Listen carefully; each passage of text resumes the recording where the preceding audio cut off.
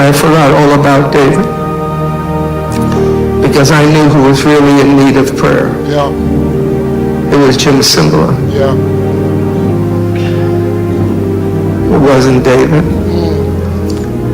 I lifted my hands and I just said, God, please forgive me. Yeah. What have I become? What kind of cheap two-bit preacher have I become? You sent somebody who's searching for you, and I want to give him a few dollars and get rid of him. Please help me. Yeah. And God, that moment, baptized me with a love, with something, with grace. He saw how pitiful I was. And David knew it. And he drew close to me. And I started to cry. And he started to cry. And then he fell against me. And he put his head over here. And I put my arms around him. And he put his arms around me. And for a while we just rocked back and forth.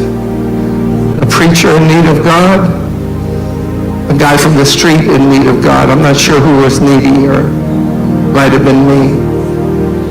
God spoke to me and said, you see that smell? If you don't love that smell, I can never use you. Because the whole world smells that way to me. All the stinking, filthy sin of mankind. I sent my son to die for that smell. So you're either going to embrace it and love people in my name, or I can't use you. I'll put you on the shelf.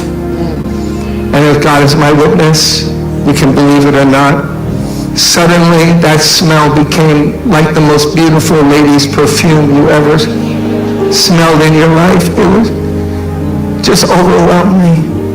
He was weeping, I was weeping. I led him to Christ. We prayed, we detoxed him for 4 or 5 days.